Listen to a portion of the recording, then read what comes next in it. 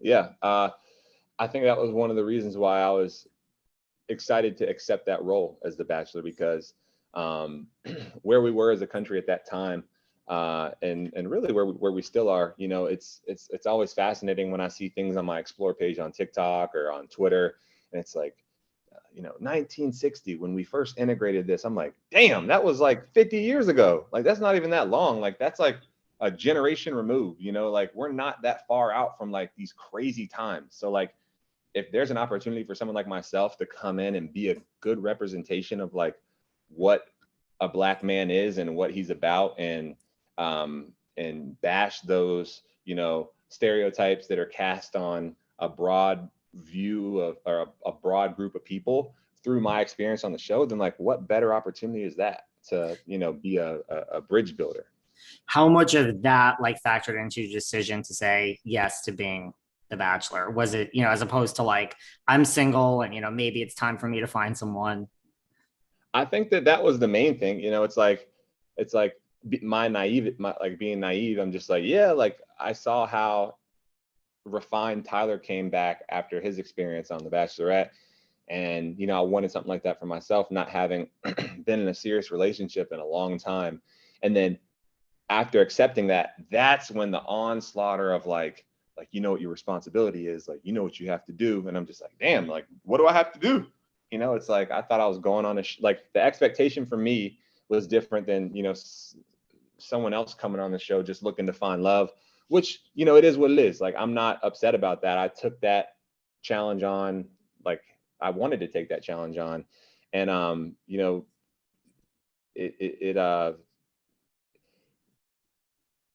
don't think it's a bad thing. I don't think that's a bad thing. No, I don't think that's a bad thing either. It's just a heavy thing, right? Like you say, your experience is different than everyone else's in that sense. Did you ever kind of second guess it, or, like, I got to back out of this, once you took this on and then the whole world is telling you, these are your responsibilities. This is the weight you're carrying on your back. And you're like, whoa, like, just slow down for a minute. No, I never wanted to back out, but I just continued to be reminded of the gravity of that decision because of how polarizing my presence and decision making would be. But I made a promise to myself before the show that I wasn't going to let my decision making be swayed by trying to please the public, trying to please white people, Black people, Asian people. Like, I was trying to find happiness and peace for myself, and that's what I did. And I just remained real to myself, and that made my decision making very easy because I wasn't trying to please the network. I wasn't trying to please that person. Like, I was just staying true to myself in everything that I did. Right. Like, you didn't feed into, comments, or like, you eliminated this person. Like, what does that mean in the bigger sense? You really were able to stay just like, this is my heart. I'm in this bubble and that's why I'm here. You have to, because if you don't, then like, and it's the worst thing. Like, when you see someone trying to do those things, because you're never going to please everybody. So like, let's say you send somebody home, it's like, they're going to love that. And they're like, why'd you do that? And you're like, oh, snap. Like they're going to hate every single thing you do. Like, someone's going to have something to say about everything you do. So like, how are you going to find happiness if you're trying to please people that can't be pleased? And it's an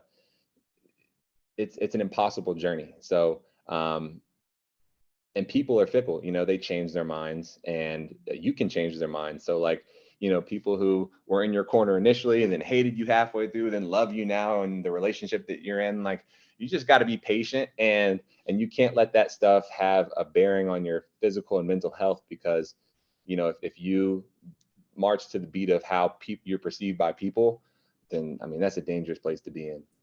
It's a really dangerous place to be in. But you do, I mean, that's another theme that you do talk about in this book of like, being a people pleaser. Like, you weren't always in this position that you are in now, where you're like, that's a dangerous thing. I mean, you talk about how you were a people pleaser at points in your life.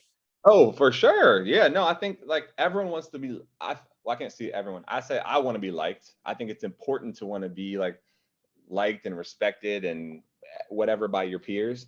And as long as I was trying, but this is what it boiled down to for me. Like, yeah, I want to be liked by everybody. But at the end of the day, like, I'm not going to compromise my faith and like what I believe in to make those things happen. So as long as I'm honoring God and doing the things I need to do to be a good Christian and a good person, then everything else doesn't matter, because I know that what I'm doing is pleasing and honoring to God. Then like, if I make somebody unhappy in that, then like, I'm sorry. Like, that's tough and they'll get over it. But like, I can't bend the knee, as you would say for Game of Thrones, just every single situation, because I'm just be walking around on my knees. And just be walking around on my knees all day.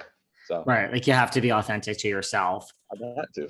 Which this leads me to your Instagram, a few days ago, or I mean, within the last week, you shaved your beard. I thought that video was touching and great. Like, talk to me a little bit about the video and like, what it symbolizes and how you came to this decision. Yeah, no, that was a very fun project for me, because during the show, I didn't want to have a beard. I wanted to be clean shaven. I wanted to, that was my bachelor phase. And then as I'm becoming into my own person again, having to like, when you're on someone else's time schedule, whatever, like, you just become a robot. And then when you get out of that, it's like you just had that COVID beard, that quarantine beard. It's like, man, I don't have to be anywhere. I don't have to be doing anything. I'm not reporting to anybody right now, except for, nobody. So I'm just going to grow my beard out. And it just became this like rebellious type thing for me. Like, Rachael, I told Rachael, I'm like, I'm gonna grow my beard out. And if at any point you don't like it, then like, I'll shave it. Like, it's really not that deep. Like, I'll shave it. I don't care. She's like, no, I like it. Like, keep growing it. So like, I continue to grow it, and people felt some type of way about it. They were like, that thing's ugly. You look like a thug. Like, you look so much better with it shaved. And like, it's things that I've heard my whole life. When I had dreads, it's like, yo, you look dangerous. Like, you don't look approachable when you have dreads. I'm like, because of why? Like what in society, like what in our histories led people who look like that to be scary any more than, you're not to stereotype people, but like any more than like anybody else who's ever done anything wrong. Like, there's bad people are bad people and good people are good people. And there's no what that looks like. And when we try to put people into categories, it's dangerous. And so for me, I'm like, if I can be a good person and have a beard, then like, maybe, playing into that thing that we talked about earlier, maybe I could change the hearts and minds of people. And then I went on to explain after I cut it, it's like, people are unaccepting of people who don't look like them until they need those people. And that could be from, a doctor or someone who's going to fight the war for you, or a service person, a police officer, a firefighter. It's like, until you rely on that person for something, you're like, oh my gosh, like maybe all these people aren't like that. And it's like, it was just a play on like, don't judge a book by its cover. Like I'm like, when I was younger, tattoos, if you had a tattoo, you're never going to get a job. Like, you're a bum if you have a tattoo. A lot of people have tattoos, and this isn't like a pro tattoo campaign, but it's like, you've got to be accepting to,